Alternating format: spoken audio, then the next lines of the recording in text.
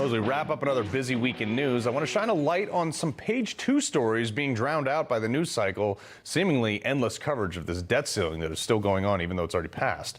Check this out. House Oversight Chair James Comer has a hugely busy Monday to prepare for this weekend, obviously. James Comer will be briefed by the FBI and will review the document his committee subpoenaed that alleges bribery against then VP Joe Biden. Now, of course, it was hardly easy getting to this point, but it literally took a contempt of Congress threat to get the FBI director, Christopher Wray, to finally comply with the House's subpoena. Now, an Oversight Committee spokesman releasing the following statement saying, Chairman Comer will receive a briefing from the FBI and review the document on Monday. Chairman Comer has been clear that anything short of producing the FD 1023 form to the House Oversight Committee is not in compliance with his subpoena. This unclassified record contains pages of details that need to be investigated further by the House Oversight Committee. And remember this exchange, though. Nellis Air Force Base hosts first ever drag queen show, essential to morale and readiness. That's a Breitbart piece. That's the first I'm hearing about that kind of stuff. I don't read those news stories. I don't know what you're talking about. I'd like to take a look at those because I don't agree with those. Well, they're now in the official record. Shouldn't be happening. Thank you. Thank you for that admission. Oh, yeah, I'm sure you would. Well, it turns out that General Milley might not have been telling the full truth there. He either didn't actually look into it like he said he would, or does condone this because, as it turns out, there was another Pride drag show planned at Nellis Air Force Base in Nevada. You know, where some of our top pilots train sensitive aircraft and advanced air-to-ground munition exercises? It was canceled last minute, only because Matt Gaetz continually applied pressure, sending another letter last week noting that this is a particular show was still on the schedule. One of the canceled queens said that these events send a message to the LGBTQ service members that they can be who they want to be, just not on base.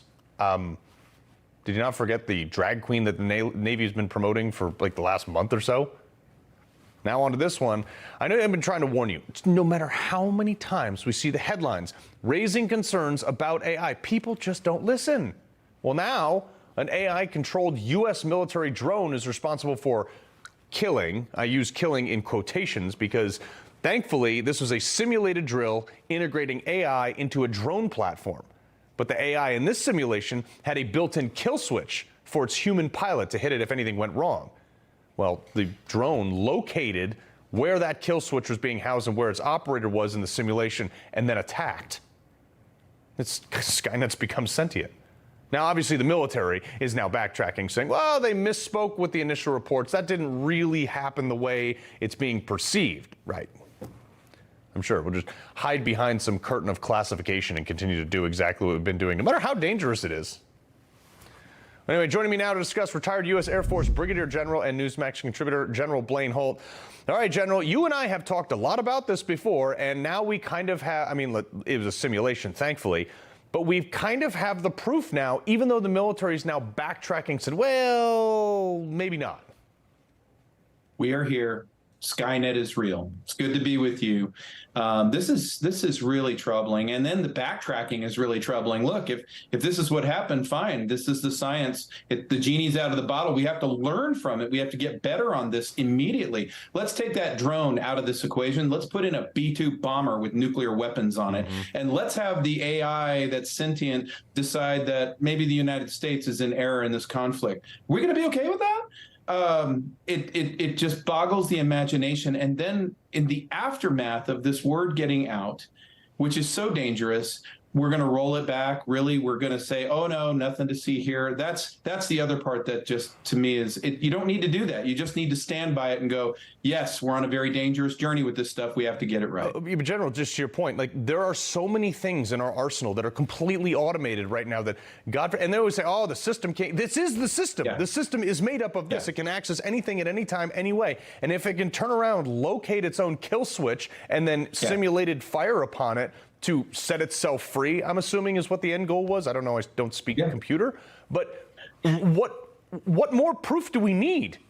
We don't need any more proof. Look in the civilian side, Carl. You've got OpenAI, which we already know, they even admit, has liberal leftist biases in there. You want to go ahead and ask ChatGPT for some information. It will evaluate your politics before it decides whether it's going to help you out or not.